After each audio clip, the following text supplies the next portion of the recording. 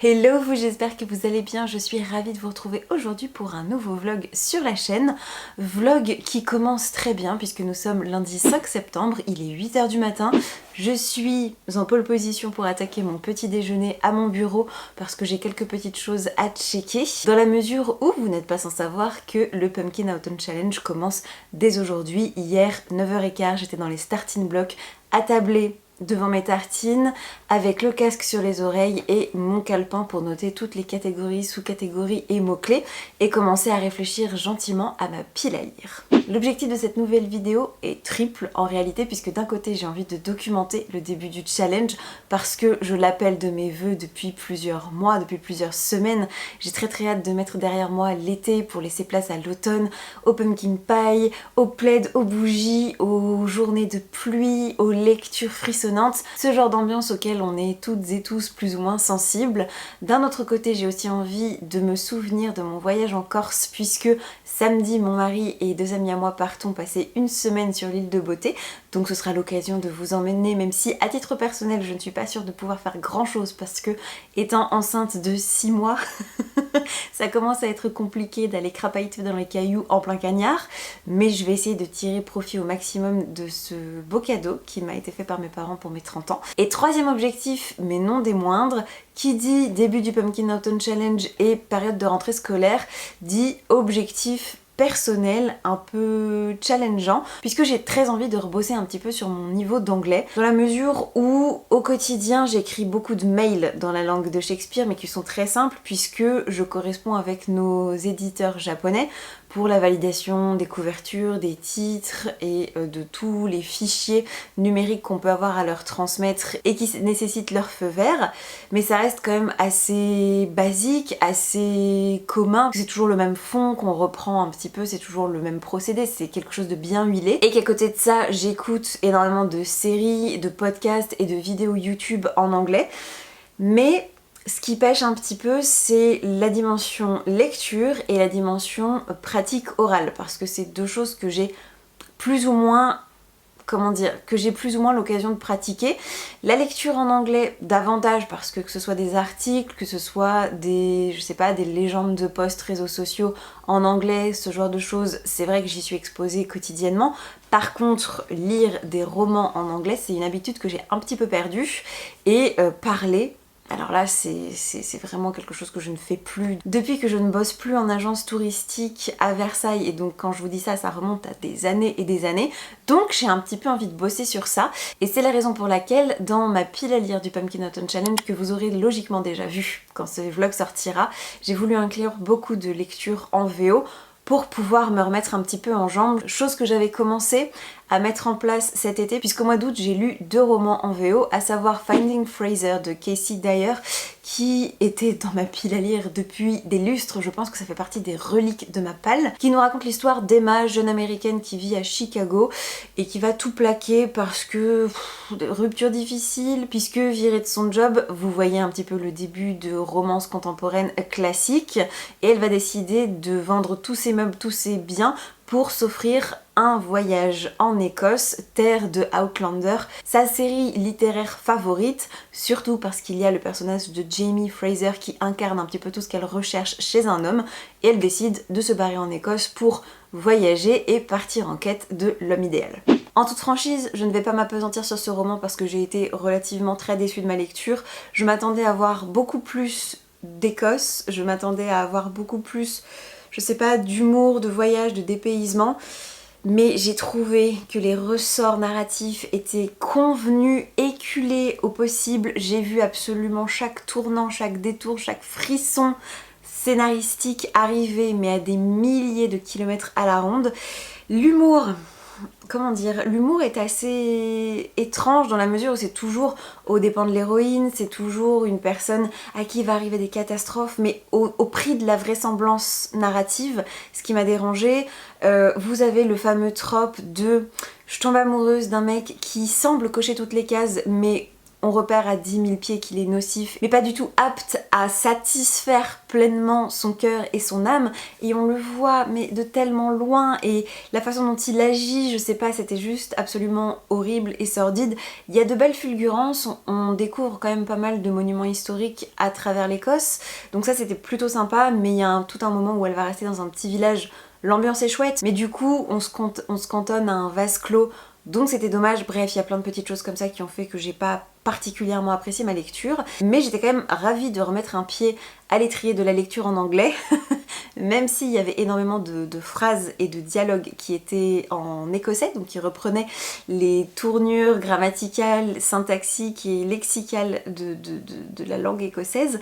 Et donc autant vous dire que je me suis dit que le jour où je mettrais le pied sur cette île, j'allais devoir m'accrocher à un moment parce que c'est pas forcément hyper...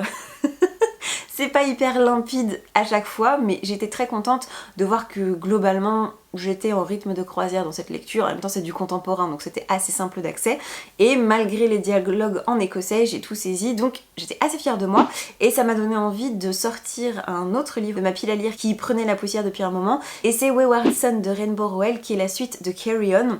Je vous en ai parlé d'ailleurs dans mon dernier vlog parce que comme je lisais le deuxième tome de Fangirl en manga, ça m'avait donné envie de me replonger dans l'univers de Simon Snow, de Baz, de Penelope, d'Agatha et tous ces personnages que j'avais adorés dans le premier tome, donc Carry On, que j'avais lu il y a 2 ans, l'année dernière, je ne sais plus, à l'occasion d'une édition du challenge février Tapal. Et je suis donc ravie d'avoir enfin pu lire la suite, puisque dans ce deuxième tome, sans trop vous en dire, on va suivre Baz, Penelope et Simon qui partent en road trip aux États-Unis pour essayer de remonter un petit peu le moral des troupes, et il va leur arriver plein d'aventures. Encore une fois, c'était clairement pas la lecture de l'année. Je pense qu'il souffre de ce syndrome du deuxième tome. Il est déjà beaucoup plus court que le 1 et le 3 qui est déjà disponible. On sent que scénaristiquement c'est plus bancal, que l'autrice était à un moment un peu sombre de son histoire, elle le dit elle-même dans ses notes. C'est pas aussi drôle, aussi enlevé, aussi espiègle que son prédécesseur, mais malgré tout ça se laisse bien lire, et là c'est quand même du contemporain aussi, avec une langue hyper accessible, hyper fluide, mais il y a quand même des petites pointes de magie, donc j'étais très contente de voir que là non plus j'étais pas paumée, j'étais très à l'aise. Donc ça permet de se remettre en jambe, de relancer la machine efficacement, et aujourd'hui je vous propose qu'on choisisse ma toute première lecture officielle pour le Pumpkin Autumn Challenge, qui sera donc une lecture en VO pour continuer dans cette dynamique. Et pour lancer les hostilités, j'hésite entre 2 titres, à savoir The XX, qui est une comédie romantique qu'on m'a vendue comme étant ma sorcière bien-aimée rencontre Gilmore Girls, à base d'une jeune sorcière qui va se venger sur son ex-petite amie suite à une soirée arrosée. Bref, je me souviens plus énormément du résumé parce que je l'avais acheté l'année dernière, juste après la fin de l'édition du pack 2021, en me disant que ce serait parfait pour 2022, donc ça fait un moment, mais il me tente parce que je me dis qu'on peut rester dans cette vague contemporain avec une touche de magie, histoire de poursuivre dans la gradation du challenge en termes de langue anglaise. Mais je suis aussi très tentée par Screech Scratch, qui est un roman jeunesse d'épouvante qui avait été recommandé à l'époque par Darling Daisy, qui est une youtubeuse américaine dont j'adore le travail, et en particulier ses vidéos thématiques autour de l'automne et de l'hiver, mais de toute façon en toute saison je trouve qu'elle a un talent fou pour nous plonger dans son univers qui est merveilleux. Si vous ne connaissez pas, je vous mettrai tout ça en barre d'infos, n'hésitez pas à aller voir. Si vous aimez Anne de Green Gables, si vous aimez les grandes étendues de nature, les côtés un peu rétro et très enveloppants, et oh là là, je vous laisse aller voir, mais vraiment ces vidéos d'automne c'est pépite. Et elle me recommandait très fortement Screech Scratch en disant que c'était certes du middle grade, mais que ça foutait clairement les chocottes, et je crois que c'est une histoire de possession, une jeune femme qui va se retrouver avec un esprit qui la poursuit, je sais plus à quelle occasion, mais apparemment c'est très effrayant. Donc je ne sais pas encore sur lequel des deux je vais me lancer, mais j'ai une petite appétence pour celui-ci, et je vais donc attaquer les premières pages en dévorant mon petit déjeuner sans plus tarder, parce que j'ai pris mes compléments alimentaires au réveil, et normalement je ne dois pas trop attendre avant de combler mon estomac, parce que mes vitamines de femme enceinte, il y en a qui me... qui me rendent malade si je mange pas rapidement derrière. Donc là j'ai un petit peu trop traîné, mais j'étais impatiente d'ouvrir ce vlog, donc je vous laisse là, je vais entamer mon livre et je vous retrouve très rapidement pour de nouvelles aventures. À plus tard. Let's take it to the start. It was just me and my guitar, a dreamer on the road, no map, just all those stars. I never backed away, I played where I could play. Loneliness befriended me, felt older than my age. I let go a little, I fell for something new. It was sweet for a moment, this love I never knew. He called me little dreamer and said I'd be okay. I let go of my ambitions and promised him I'd stay. Now all of my dreams are floating like a river in my head. At night in bed, talking to myself so wide awake. Oh, he kept telling me to let go of my goals. I never questioned, I just let go of my hopes. Another vagabond who lost herself to love. Oh, my lonely soul. And now I'm watching as he moves on toward the road. And I just wander through this empty town alone. Broken little dreamer, born to roam. Off you go. Hey, je vous récupère, petite update, vendredi 9 septembre, il est 13h30 à peu près. Et je vous ai pas repris depuis le premier plan de ce vlog parce que semaine de fou, que ce soit en termes boulot, perso, rendez-vous médicaux, j'ai plein de choses à gérer, plein de choses à penser, des to-do list longues comme le bras et là je viens seulement de tourner ma vidéo pour ma pile à lire du Pumpkin Autumn Challenge, ce qui vous fait une belle jambe parce que logiquement ce vlog sera posté après. Mais moi c'était un gros morceau dans mon planning parce que demain matin on part en Corse et il faut que la vidéo soit uploadée, montée, tout bien préparé avant qu'on parte pour l'aéroport. Donc autant vous dire que mon travail n'est pas terminé, mais déjà c'est en boîte, que ce soit la face cam, que ce soit les close-up pour les graphiques, tout est tourné, donc ça c'est cool. Et je vais pas tarder à prendre une petite pause parce que je me suis tapé une insomnie hier, quelque chose de copieux, ça m'était pas arrivé depuis longtemps. Mais impossible de fermer l'œil. Du coup j'ai vachement avancé dans une lecture qui est très sympa, donc il est plus que l'heure de faire un petit point. Si je me souviens bien, lundi je vous ai laissé après avoir finalement décidé de lire Screech Scratch de Lindsay Curry et je l'ai terminé depuis parce que j'ai adoré ma lecture.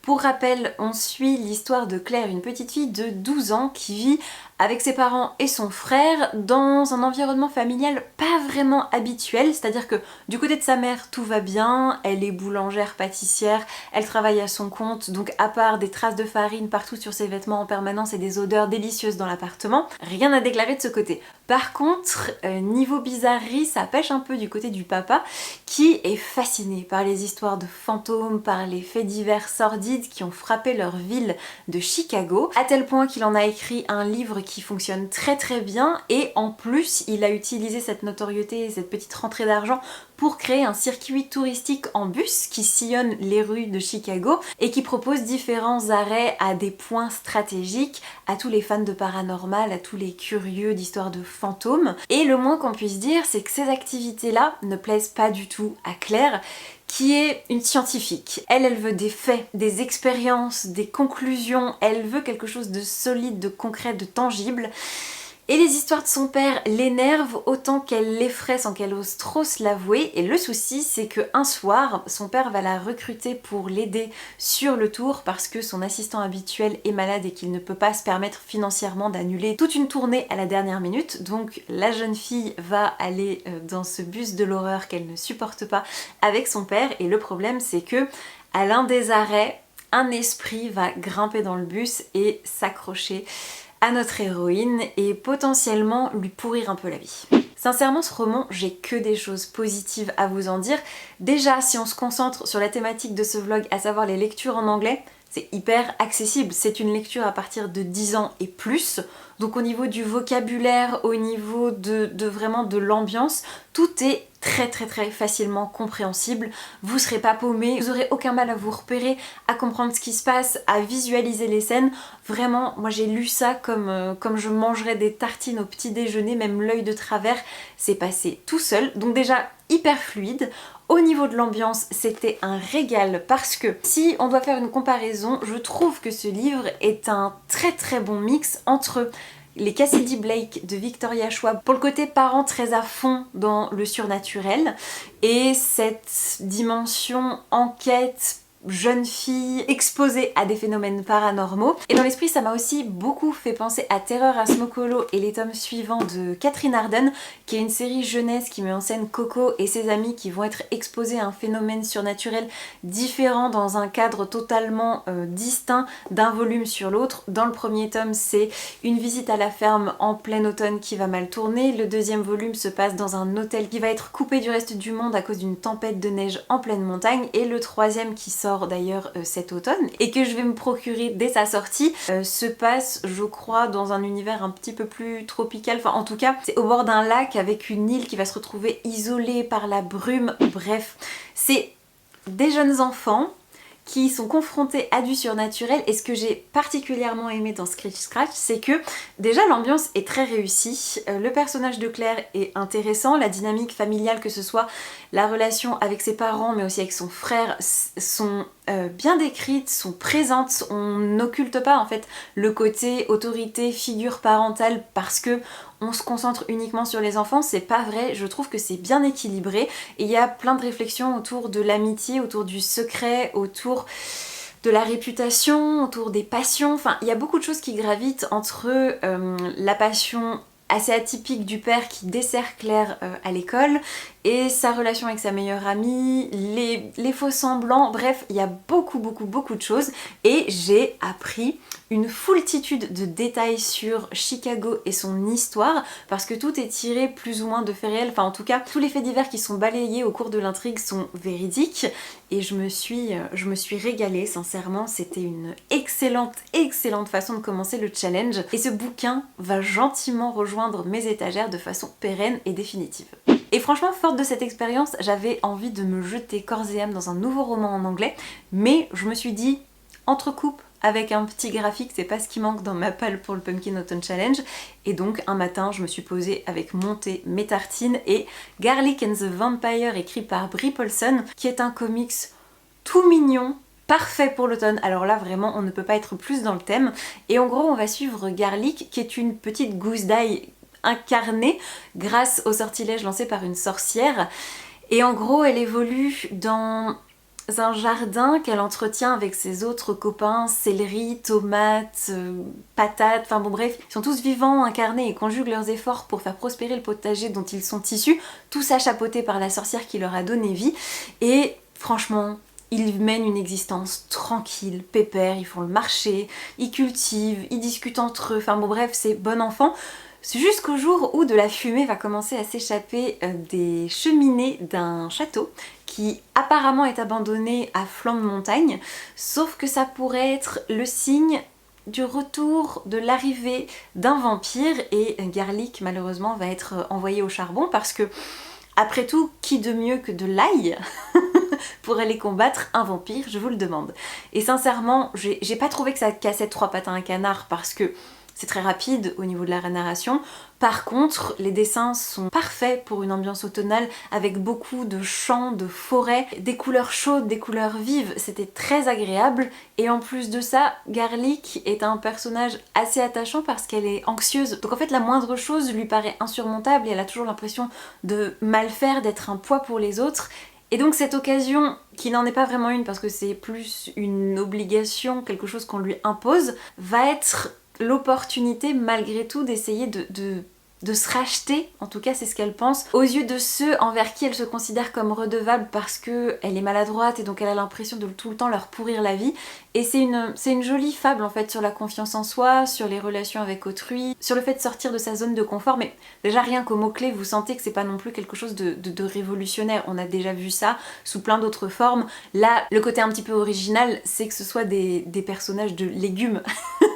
Mais ça s'arrête un petit peu là. N'empêche que c'était très accessible, donc encore une fois, si vous cherchez une porte d'entrée, une piste pour vous lancer dans la lecture en anglais, n'hésitez pas. Je pense que de toute façon, de manière générale, si je peux vous donner un conseil, c'est que si vous êtes impressionné par l'anglais, que vous avez peur de vous lancer, entrez-y par le biais des graphiques. Il y a beaucoup de choses que vous pouvez attaquer parce que vous aurez l'image, vous aurez le soutien visuel qui illustrera ce que vous êtes en train de lire. Et donc ça c'est très très très bien pour se lancer, pour mettre le pied à l'étrier. Et vous pouvez vous lancer dans les Heartstopper, vous pouvez vous lancer dans tout ce qui est contemporain. Moi c'est un des principaux conseils que je peux vous donner, c'est que si les romans vous font peur, commencez par les graphiques contemporains.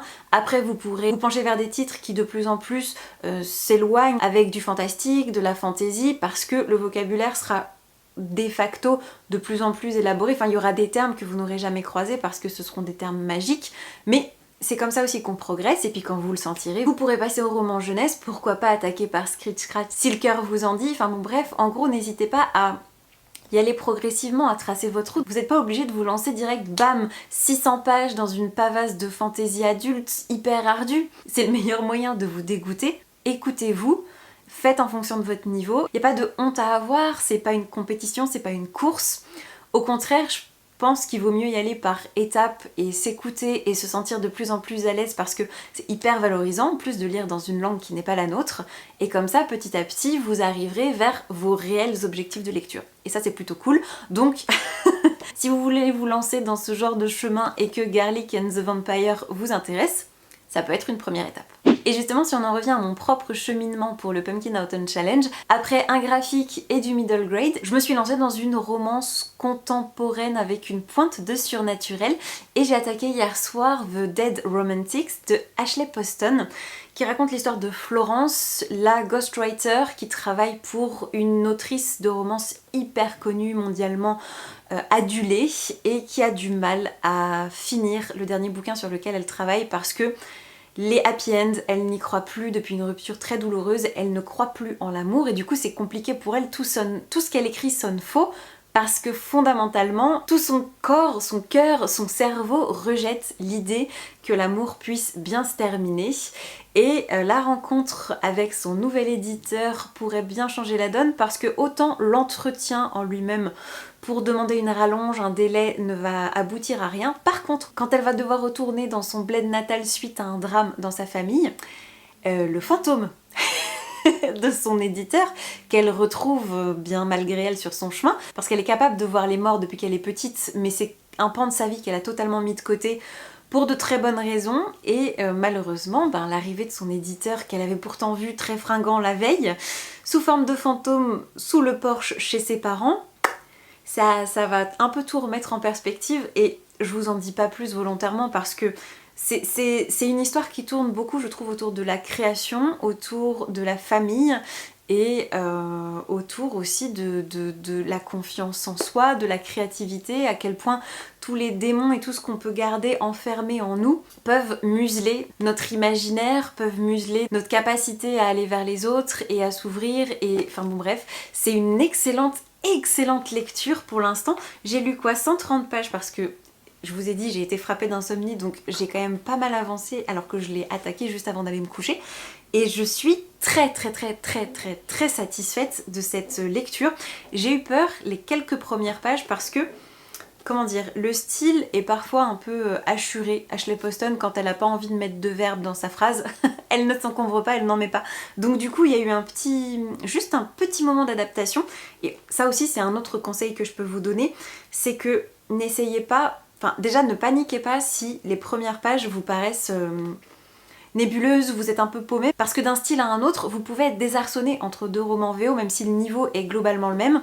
La façon d'écrire, de construire les phrases peut différer un petit peu, et vous donner l'impression que vous êtes en train de galérer. Juste, laissez-vous porter, laissez-vous le temps quand même de d'apprendre à marcher en rythme avec l'auteur et ça va finir par rouler tout seul. Moi clairement maintenant je comprends pas ce qui a pu me gêner parce que c'est très accessible, mais j'ai eu ce ressenti au moment d'ouvrir le bouquin. Je me suis dit non mais attends, peut-être que tu t'es lancé dans un truc un peu trop ambitieux, mais comme quoi il faut pas avoir peur des premières pages.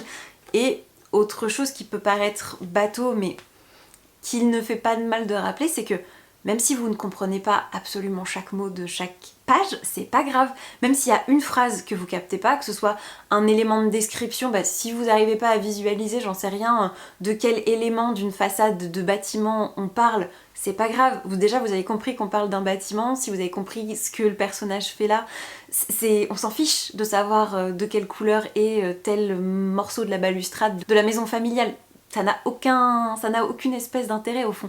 Donc n'essayez pas de comprendre absolument tout ce que vous lisez. Bien sûr, s'il y a un mot qui revient régulièrement et vous avez un doute, et du coup ça rend tout le paragraphe un peu bancal, vous n'êtes pas sûr de capter, vous avez peur de faire un contresens, bien sûr, prenez le temps de choper votre téléphone, de vérifier la définition, et basta, ce sera très bien. Et même si je peux me permettre d'aller encore plus loin dans ce conseil, c'est que si jamais vous pouvez chercher la définition en anglais directement, ça c'est cool parce que ça peut vous permettre à la fois de mieux retenir le terme que vous venez de googler, parce que comme ça vous n'avez pas directement le mot français qui va venir se superposer, donc je trouve que ça aide à enregistrer le mot en question, et en plus de ça, ça pourra vous permettre, même si vous vous souvenez pas du mot 2 heures après, peut-être que vous vous souviendrez de la façon dont la définition en parlait pour pouvoir faire une périphrase, parce que des fois, moi ça m'arrive souvent quand j'essaie, les rares fois où j'ai l'occasion de parler en anglais, je vois ce que je veux dire, j'ai un mot en tête mais j'arrive pas à le sortir, et je fais une périphrase, je brode autour pour arriver au même stade, même s'il me faut 3 phrases au lieu d'un mot pour me faire comprendre. Et ça c'est pareil, c'est précieux en fait de se dire on n'est pas obligé d'avoir... on n'est pas obligé d'être un Larousse sur pattes, il y a des mots qu'on ne connaît pas et c'est pas grave, mais si vous arrivez à trouver une façon de le dire ou de le comprendre autrement, c'est cool. Et ça, c'est typiquement le genre de choses que vous pouvez développer, le genre de réflexes et de chemins mentaux que vous pouvez créer en lisant en anglais. Et voilà. Donc je me régale et je sens vraiment mes rouages qui se décrassent, ça fait vraiment du bien. Donc je vais continuer sur cette lancée pendant mes vacances en Corse. Vacances que vous allez voir puisque j'ai l'intention d'emmener ma caméra. Donc vous aurez l'occasion de partager ces dernières vacances quand même qui auront un peu le goût d'été parce qu'il va faire chaud je pense, mais j'espère que ça vous plaira. Je vais continuer pendant mes vacances à lire en anglais et la semaine de mon retour je vous embarquerai pour un nouveau challenge parce que après la lecture j'aimerais me lancer dans des conversations en anglais et je vous en reparlerai plus en détail parce que c'est un sacré challenge que je me lance et j'ai à la fois très peur et hyper hâte. Et bref, vous voyez là que je suis en pleine émulation entre le Pumpkin Autumn Challenge, je fais des lectures trop bien, et les lectures en anglais qui se passent hyper bien. Du coup j'ai envie de lire tous les livres de ma palle en VO qui traînent depuis des lustres. Ça fait vraiment du bien d'entretenir l'émulation par la lecture. Et je vais arrêter de parler là tout de suite. On est à jour sur tout ce que j'ai attaqué, terminé, donc je vais vous laisser là. Et promis, je vous reprends très vite. Ciao ciao! So far from the ground.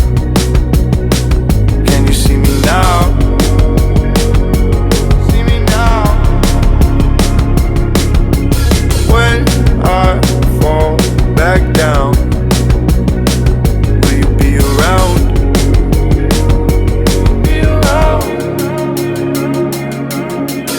Always, if I stay in your head every day, always on my brain, think of you, everything always fades away. And if we do the same, always remember days like a day when we say always, always. You said always. So far from me now. If I turn it up, can you hear the sound? Just give me a shout. I'm stuck, holding on, trying to let go is another song. Feels like if I did, I would do you wrong. I guess we are who we are till we're falling off. I can hear you calling. Ooh, will I hear you often? You said always if I stay in your head every day. Always on my brain, think of you. Everything always fades away. And if we do the same, always remember days like a day when we say always. Hey, je vous récupère pour ce qui est peut-être le plan le plus étrange de toute ma courte carrière, si on peut appeler ça carrière, de youtubeuse, parce qu'on est actuellement le 14 septembre, il est presque 14h et je suis présentement au bord d'une route dans le canyon de Baruchi qui se trouve être en Corse puisque nous sommes en vacances et mes 3 comparses sont partis faire du canyoning pour une durée de 2 heures et bien entendu je ne pouvais pas suivre déjà parce que j'ai pas de combinaison dans laquelle rentrer et puis surtout c'est quand même un peu dangereux parce qu'il faut faire de la tyrolienne, faut faire des sauts, faut faire un peu de micro, via ferrata, etc. Le tout dans un canyon donc avec de l'eau. Et enceinte de 6 mois et demi, c'est pas tout à fait recommandé. Donc je reste là. Donc l'instructeur m'a gentiment laissé sa chaise de camping dans une des rares zones à l'ombre. Et je me suis dit que ça allait être l'occasion de faire un petit update lecture. Parce que depuis la dernière fois que je vous ai récupéré, j'ai enfin terminé un livre. Donc ça vaut le coup qu'on en discute, d'autant que c'était une excellente lecture. Je vous parle bien sûr de The Dead Romantics de Ashley Poston, que je n'ai pas ici en physique avec moi parce que j'allais pas me trimballer 2 livres. Je préférais favoriser ma lecture en cours, enfin en tout cas celle que je vais attaquer pour les 2 heures qu'il me reste à tuer toute seule au bord de cette route. Et The Dead Romantics, je crois que je vous en ai déjà parlé dans le dernier clip, donc je vous ai fait un résumé. J'avais commencé à vous dire que c'était une lecture qui était très prenante parce que j'avais lu plus de 130 pages d'un coup pendant une insomnie et sincèrement mon ressenti ne s'est à aucun moment infléchi. J'ai passé un excellent moment pendant cette comédie sentimentale paranormale. J'ai trouvé les personnages très chouette, j'ai adoré les réflexions autour de la création, autour du deuil, autour de la façon dont les autres peuvent nous percevoir, parce que le fait que Florence ait grandi avec toute sa famille dans un funérarium peut donner l'impression que c'est une famille bizarre, que c'est une famille peut-être un peu cryptique, un peu glauque. Enfin, vous voyez le côté sombre, famille Addams qui erre dans les cimetières et qui n'a pas beaucoup de joie de vivre. Et au contraire, c'est un roman très lumineux sur une famille qui m'a beaucoup touchée, qui m'a beaucoup émue. J'ai adoré l'héroïne principale, Florence. J'ai beaucoup aimé son éditeur Ben. J'ai aimé la dynamique, j'ai aimé les réflexions, j'ai aimé la plume, j'ai aimé tout le déroulé de l'histoire dans ce petit bled de Mermont. J'ai tout aimé. Sincèrement, il n'y a rien à jeter. Si j'étais éditrice roman, je signerais ce bouquin tout de suite parce que je sais qu'il peut trouver son public, qu'il a vraiment tout ce qu'il faut pour une très très bonne comédie romantique. En tout cas, moi, ça s'est hissé clairement parmi mes favoris, donc je suis absolument ravie de l'avoir lu. La plume est finalement assez accessible, donc si jamais vous voulez vous lancer, ça peut clairement vous promettre de très très bons moments de lecture. Et du coup, en vacances, j'ai emmené 2 autres romans, à savoir Clown in a Cornfield de Adam César, je crois, que je vous ai présenté dans ma pile du Pumpkin Autumn Challenge, ainsi que Cackle de Rachel Harrison, qui est bien sûr du coup la lecture que j'ai choisie ce matin en ayant terminé The Dead Romantics, parce que j'ai très envie d'aller me plonger dans ce petit village aux côtés d'Annie, qui est une jeune femme qui s'est fait plaquer, qui va donc décider de quitter New York pour aller s'installer dans un petit bled, pour entamer une nouvelle vie et débuter un poste d'enseignante qu'elle a décroché. Sauf qu'elle va faire une rencontre assez mystérieuse en la personne de Sophie, une femme qui semble repousser, rebuter, effrayer un peu les locaux, sans compter qu'elle serait sensiblement l'espèce de centre de jonction, ou en tout cas le pôle d'attraction de phénomènes un peu bizarres, un peu étranges, peut-être même un peu effrayants, et le tout saupoudré d'araignées. C'est en tout cas ce qu'on m'a promis. Je sais pas encore dans quelle mesure ça va, je sais pas quelle forme ça va adopter, dans quelle mesure ce sera effrayant ou pas. En tout cas, j'ai très très hâte de me plonger là-dedans, et puis je vais m'y atteler là tout de suite sur ma petite chaise de camping, et je vous reprendrai dès que j'ai du nouveau. En attendant, je vous fais plein de bisous et je vous dis à plus tard. Ciao ciao.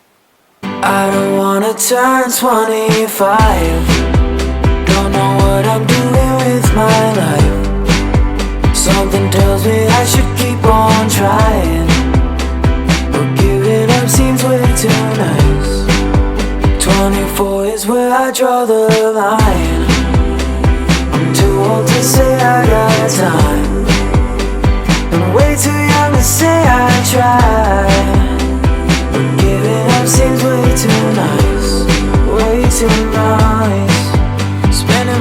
spending my money all on a daydream. How do you make everyone listen saying the wrong things? Oh, daddy said it's time to move on, but I don't wanna drink the waterfall. It's like I should be there by now. I can't see the road, so how does my future play out? 'Cause I don't wanna let myself down. I don't wanna turn 25. Don't know what I'm doing with my life. Something tells me I should keep on trying, but giving up seems way too nice. 24 is where I draw the line. I'm too old to say I got time, and way too young to say I tried. But giving up seems way too nice, way too nice.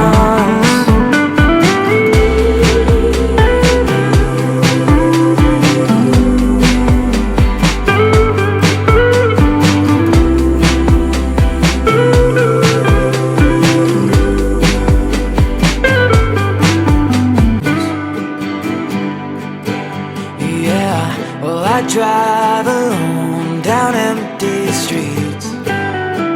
It's like I should be there by now. I can't see the road somehow. Hey, comment allez-vous? Je suis absolument enchantée de vous retrouver aujourd'hui, mardi 20 septembre, il est 19h.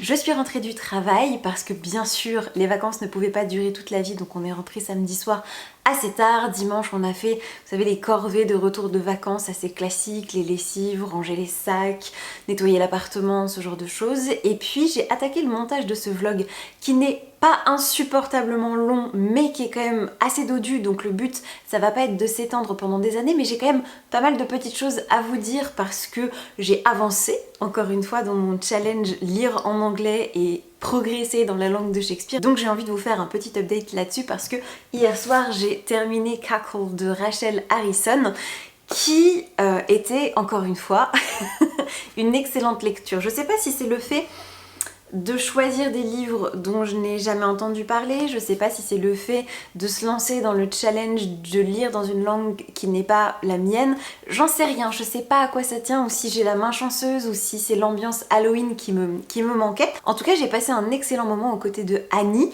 qui est donc l'héroïne qu'on va suivre dans cette histoire, parce que pour rappel, Annie a du mal à se remettre du fait que Sam l'ait plaquée après 10 ans de vie commune, et elle décide de tout quitter, parce que déjà elle n'a pas les moyens de continuer à vivre à New York toute seule, et puis c'est peut-être l'occasion pour elle de mettre un peu de distance avec son ex, d'essayer de recoller les morceaux de cette personne complètement déchirée qu'elle est devenue.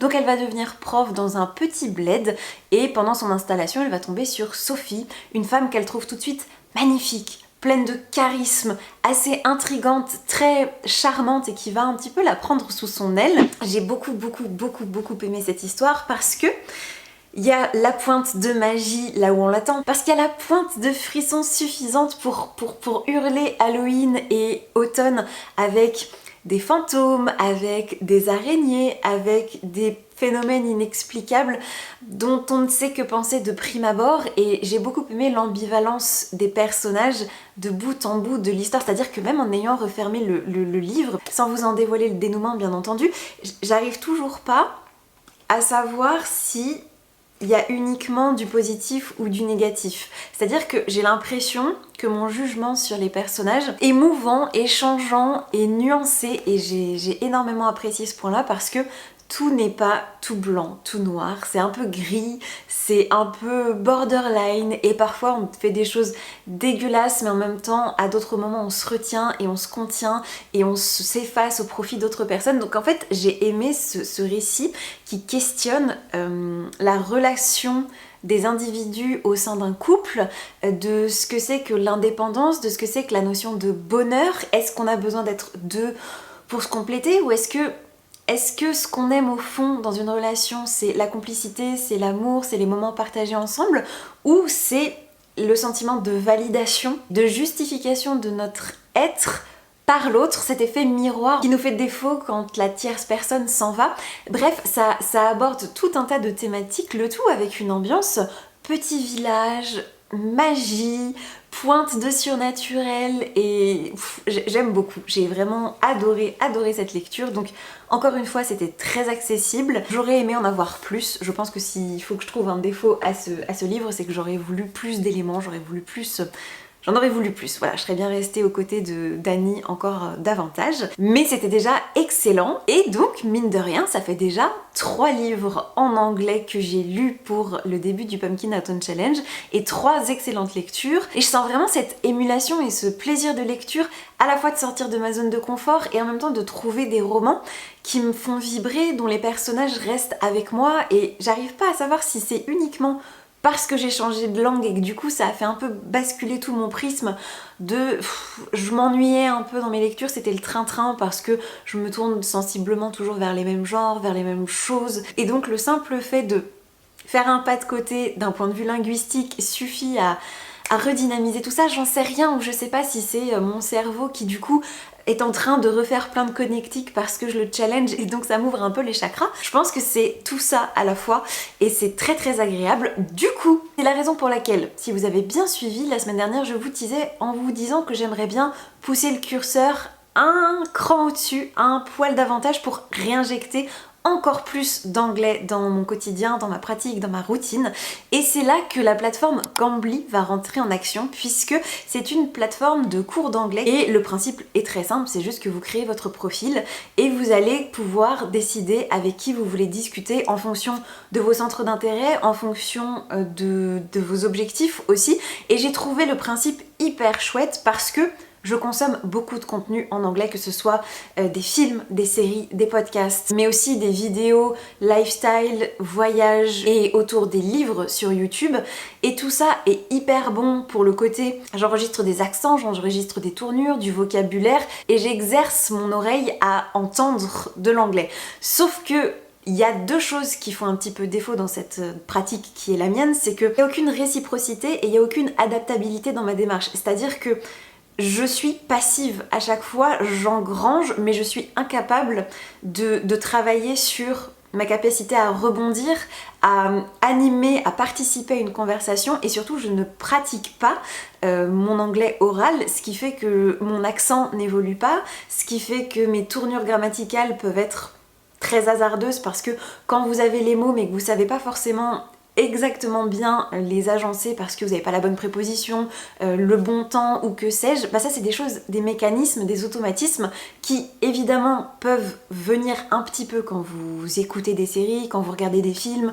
Bien sûr ça aide, mais je trouve que ça suffit pas et c'est là que Cambly est hyper cool parce que vous avez toute une foule de tuteurs qui sont disponibles sur la plateforme et en gros quand vous arrivez sur le site, vous vous inscrivez et vous allez pouvoir orienter votre démarche en fonction de vos objectifs. C'est-à-dire que si vous êtes là juste pour vous dire, un peu comme moi, bon, l'anglais j'aime bien mais je suis hyper coincée par mon accent, je suis pas du tout à l'aise avec la démarche de nouer des conversations déjà en langue française, alors dans une langue qui n'est pas la mienne, ça me paraît insurmontable. Et en plus, peut-être que, comme moi, vous vous dites, ok, mais c'est un peu chiant parce que si je veux évoluer dans mon travail ou pouvoir faire des choses un peu plus sympas au quotidien, ça pourrait être bien de dépasser un petit peu ce cap. C'est-à-dire que typiquement, aujourd'hui, je vous donne un exemple vraiment concret, il y a l'auteur de Tokyo Vice qui est passé dans les locaux de mon entreprise puisque son roman est publié aux éditions Marchiali qui fait partie du groupe Delcourt maintenant. Et il est passé dans notre open space, son éditrice l'accompagnait un petit peu dans tous les locaux pour qu'il fasse le tour, pour qu'il rencontre les équipes, pour qu'il voit un petit peu quelles sont nos conditions de travail. Et très spontanément, j'aurais eu envie de discuter avec lui et j'ai été incapable de ne serait-ce que dire autre chose que bonjour et voilà parce que j'ai cette appréhension et c'est pénible et en fait j'ai envie de travailler sur mes capacités relationnelles et conversationnelles en fait tout simplement, de pouvoir simplement avoir un être humain en face de moi et de ne pas être tétanisée, de devoir engager la conversation et de rebondir et d'avoir un échange même de 15 minutes parce que j'ai cette barrière de la langue qui me semble infranchissable. Et dans le même esprit, si j'ai envie d'aller à des foires ou à des rencontres d'auteurs internationales ou de partir en voyage d'affaires avec les éditeurs, que ce soit au Japon, que ce soit à Francfort, que ce soit à Bologne, enfin vous voyez, pour tous les gros événements du livre ou rencontrer des éditeurs ou des prestataires ou des auteurs, hauteur ou que sais-je, bah c'est toujours pratique. Alors je dis pas que je serai complètement mutique dans chaque circonstance, mais j'ai envie de travailler là-dessus. Et c'est là que Gambly entre en scène parce que vous avez la possibilité donc soit de suivre un peu comme des cours qui sont déjà prévus par la plateforme, c'est-à-dire vous avez des thématiques, si vous voulez bosser un concours de langue, si vous voulez bosser des entretiens d'embauche, si vous voulez bosser j'en sais rien, je crois que vous avez des trucs sur... donner vos avis sur des films, ce genre de choses, ben vous pouvez cliquer sur les cours, les préparer un petit peu en amont parce que vous avez des diapos qui vous permettent d'anticiper un petit peu le contenu de ce qu'il va y avoir dans les conversations et ensuite vous avez un tuteur avec qui vous allez pouvoir discuter, échanger et qui va vous guider et vous aider à atteindre vos objectifs. Vous pouvez choisir la durée de la séance, ça peut être 15 minutes, 30 minutes, 1 heure, en fonction du temps que vous avez à allouer à cette pratique, en fonction de votre niveau d'engagement, c'est-à-dire que vous n'êtes pas obligé de faire 1 heure d'entrée de jeu, vous pouvez très bien faire un quart d'heure et voilà, je trouve le principe hyper cool. Et du coup, moi j'ai farfouillé un petit peu parce que vous pouvez chercher par mots-clés. Vous avez des tuteurs qui viennent de partout dans le monde. Donc ça vous permet de vraiment trouver les profils qui vous plaisent et vous pouvez un peu vous renseigner déjà avant sur les gens qui peuvent vous intéresser parce que vous avez leur centre d'intérêt, vous avez souvent des vidéos de présentation où ils vous expliquent ce qu'ils font, quelles sont leurs démarches, leurs passions, ce genre de choses, quels sont leurs objectifs. Et en cherchant Publishing, donc l'édition dans la barre de recherche, je suis tombée sur le profil de Sandy, qui est une ancienne prof d'anglais qui vient de Chicago et qui a l'air juste adorable. Elle a écrit 2 ou 3 Cozy Mysteries, elle a donc écrit je crois une 12aine de romans en tout, elle adore lire, elle adore faire de la pâtisserie, jardiner. Du coup je lui ai envoyé un petit message sur la plateforme pour lui dire Hi Sandy, me présenter en quelques mots et lui demander si elle avait des dispos très prochainement pour qu'on puisse discuter ensemble. Donc je trouve ça hyper chouette, hyper prometteur et c'est mon objectif de la semaine. Ce sera pas forcément avec Sandy parce que je crois qu'elle a assez peu de créneaux puisque vous pouvez voir aussi leurs emplois du temps, éventuellement prendre des rendez-vous, donc je trouve ça vraiment trop cool comme principe. Et donc demain ou jeudi, je vais me lancer dans ma première leçon. Donc je vous ferai un retour plus complet à ce moment-là, mais déjà si le principe vous tente autant que moi, n'hésitez pas, je vous mettrai le lien ainsi qu'un code promo qui vous permet d'économiser 50% sur votre abonnement annuel et de bénéficier de 15 minutes de cours d'essai gratuitement. Donc n'hésitez pas à aller voir tout ça, ce sera en barre d'infos.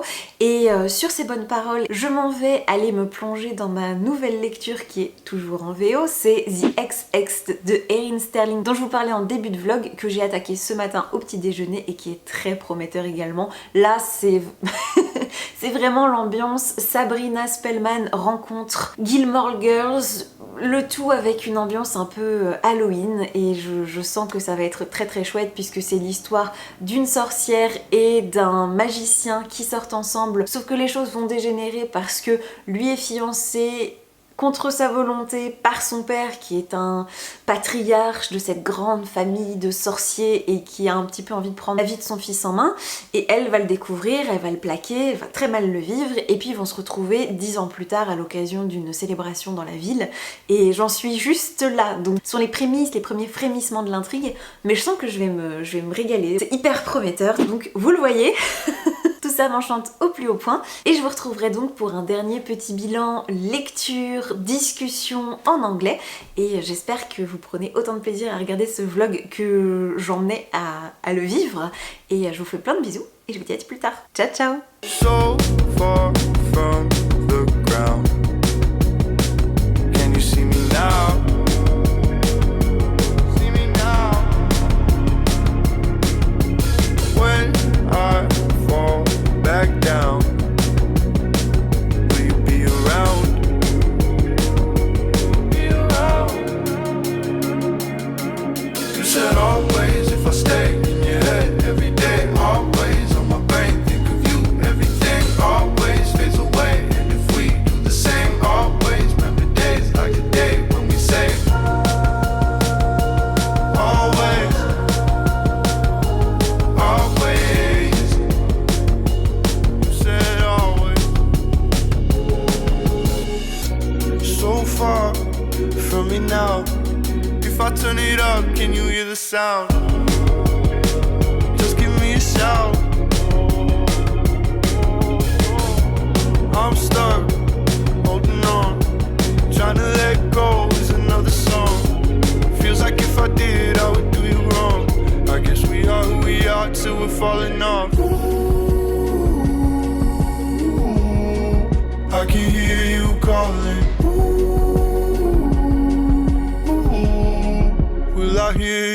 off to. You said always if I stay in your head every day, always on my brain, think of you, everything always fades away. And if we do the same, always remember days like the day when we say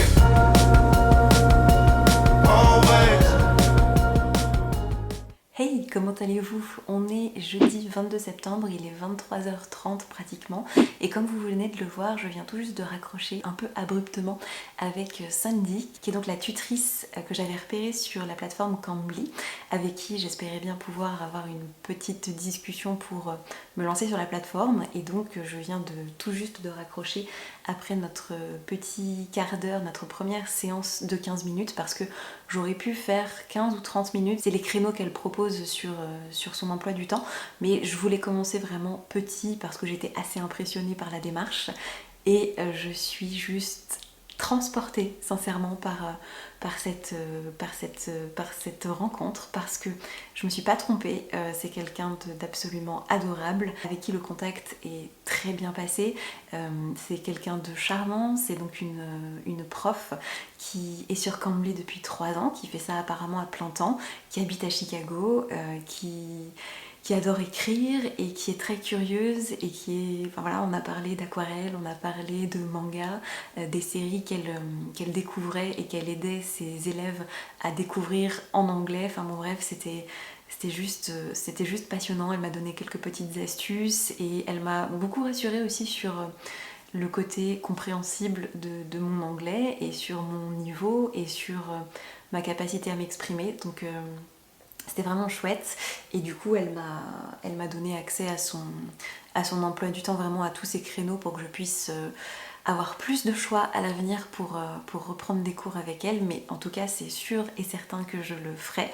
On a commencé à discuter vraiment très spontanément, et après il a quand même fallu comme c'était notre premier cours, en fait il y a tout un déroulé avec des questions déjà prévues, j'imagine, quand c'est peut-être un petit peu plus compliqué ou un petit peu plus laborieux. Donc ça a été prévu par la plateforme pour offrir un peu de soutien et un cadre plus classique, on va dire.